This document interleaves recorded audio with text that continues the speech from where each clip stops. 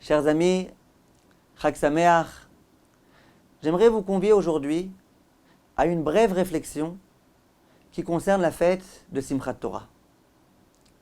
Et vous allez voir qu'il y a une des idées qui va nous accompagner durant la fête de Simchat Torah et qui est véritablement de première importance. Le jour de Simchat Torah, il y a une coutume dans toutes les communautés du monde entier qui consiste à faire monter à la Torah toutes les personnes qui se trouvent à la synagogue. Dans une synagogue dans laquelle il y a 200 personnes, on fait monter à la Torah le jour de Simchat Torah les 200 personnes. Quelquefois d'ailleurs c'est un petit peu long.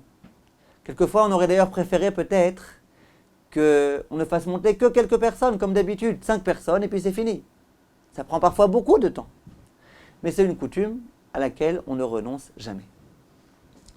Et a priori, il pourrait y avoir une question qui s'impose. Laquelle ? Ce jour-là, on vient célébrer la clôture de la lecture de la Torah. Durant toute l'année, on a lu la Torah, on l'a étudiée, on l'a méditée. Enfin, on va à présent terminer cette étude-là. Et c'est ce qu'on célèbre le jour de Simchat Torah. A priori, si vous me demandiez à moi, qui est-ce qu'il faut faire monter à la Torah ce jour-là ? Je vous aurais dit, eh bien venez, on fait monter les plus grands rabbanim, les plus grands talmidei chachamim, les personnes qui se sont vraiment investies durant toute l'année à l'étude de la Torah. On voit que la coutume diffère complètement de ce que je propose moi-même. La coutume, c'est de dire, tu fais monter tout un chacun, même les mécréants, même les personnes qui n'étudient pas la Torah, même les personnes qui ne sont jamais là à la synagogue, qui sont venues qu'aujourd'hui. Tout un chacun doit monter ce jour-là à la Torah. A priori, c'est incompréhensible. On vient se réjouir avec cette Torah. Alors, en l'honneur de cette Torah, on devrait faire un plat de ces montées à la Torah. On devrait dire vraiment, on fait monter que les plus grands talmidei chachamim. Ça serait plus noble, ça serait plus beau a priori. On voit que la coutume n'est pas comme ça. Ce jour-là, le Simchat Torah, il y a autre chose qui va être assez impressionnant. On va lire la dernière paracha de la Torah, Vezot HaBeracha. Et au moment où on va terminer cette paracha-là, on va lire les quelques dernières lignes de la Torah. Je ne sais pas si vous avez déjà vu, chers amis, les quelques dernières lignes du Sefer Torah, mais elles sont vraiment vertigineuses. Si tout le Sefer Torah est très beau, que l'écriture est vraiment harmonieuse, très bien écrite, les dernières lignes du Sefer Torah, c'est véritablement horrible. Un vrai massacre. Comment ça se fait ? C'est parce qu'au moment où on vient inaugurer un nouveau Sefer Torah, le scribe a écrit tout le Sefer Torah avec sa très jolie écriture. Et à la fin, les quelques derniers mots ne sont pas écrits par le scribe lui-même. Ils sont écrits par tout type de personnes. On donne l'honneur à un tel, toi juif, viens et écris. Souvent, c'est des personnes qui voient déjà plus très bien, des personnes âgées, leurs mains, quelquefois, elles tremblent un petit peu. Et puis, c'est ces personnes-là qui vont écrire les dernières lettres du Sefer Torah. Des personnes qui n'ont jamais appris. Alors, en général, le scribe, avec un crayon, il met d'abord un petit peu, il dessine la lettre, et ensuite, la personne, elle doit compléter un petit peu ce qui est écrit. Mais souvent, malgré tout, c'est moche. Ensuite, le scribe, il doit venir, il doit raturer un petit peu ici, il doit gratter un petit peu l'encre qui a mal été mise. Bref, c'est horrible. C'est pas harmonieux, ça ne correspond pas du tout à la beauté du Sefer Torah. Je pose une question. On dit qu'en général, tout dépend de la fin. La dernière lettre du Sefer Torah, ça devrait être la plus belle. Le dernier paragraphe, la dernière ligne, elle devrait être la plus belle.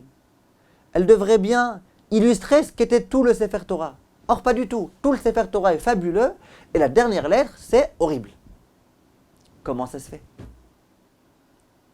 Incompréhensible.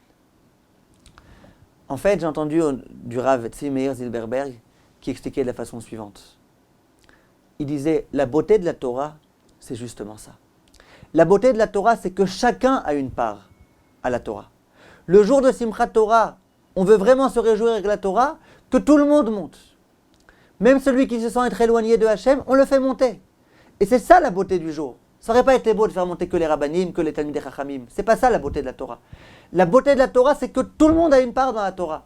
Toi qui te sens être loin de la Torah, toi qui étudies pas 1 minute par jour, toi tu montes à la Torah. Parce que toi, tu as une part dans la Torah. Et c'est ce jour-ci qu'on se réjouit avec la Torah. Comment on se réjouit? En montrant bien. Tout le monde a une part dans cette Torah.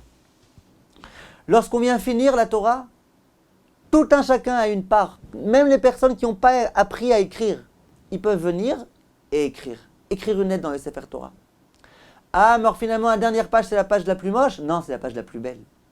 Pour ceux qui réussissent à comprendre, la plus belle page du Sefer Torah, c'est celle-là.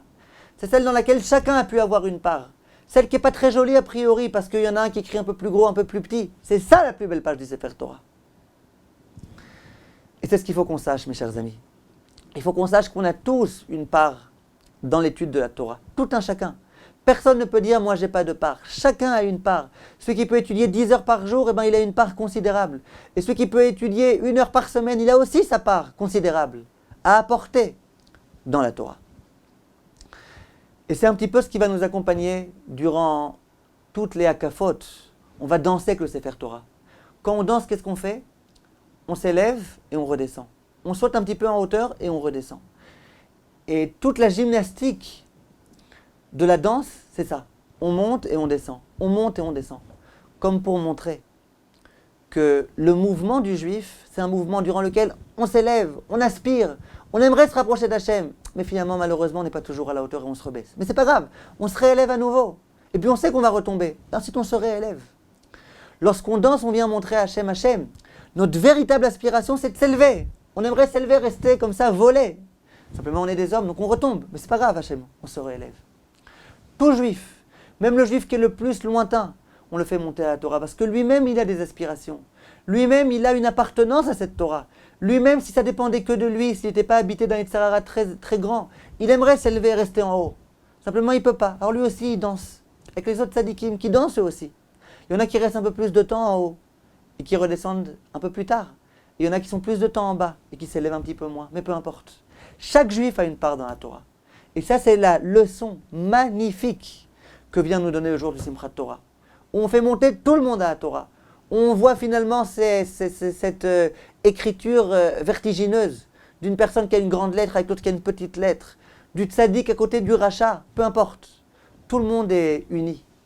Et c'est la raison pour laquelle peut-être cette fête de Simchat Torah, elle vient succéder à la fête de Sukkot, durant laquelle on a pris toutes les espèces.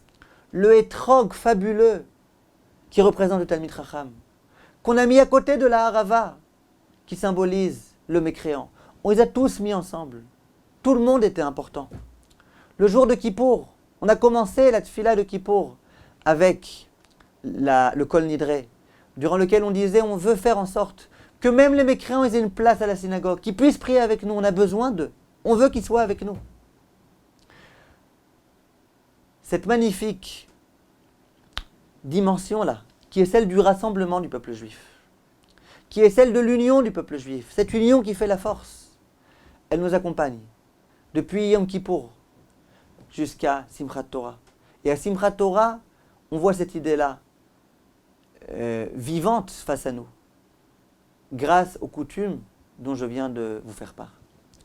Je vous souhaite, mes chers amis, une grande réussite, une véritable Simchat Torah, que vous soyez gais avec la Torah. Je sais que certains d'entre vous vont se dire « Comment je peux être gai? J'ai fait tellement de Averot, je me sens tellement loin de la Torah. » Il n'y a pas de loin.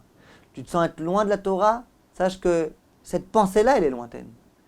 Il n'y a pas de HS, il n'y a pas de hors-sujet, il n'y a pas de out. On est tous proches de la Torah. Quelquefois on arrive à l'exprimer, quelquefois on a du mal. Mais Bezrat Hashem, que Hashem nous aide à ce qu'on réussisse à exprimer pleinement cette idée-là. Et que grâce à cette joie de la Torah, on réussisse à prendre cette joie avec nous et à rester toujours extrêmement gais. Tous ensemble, tous les juifs ensemble. Kol Tov, mes chers amis, et Chag Sameach. Au revoir.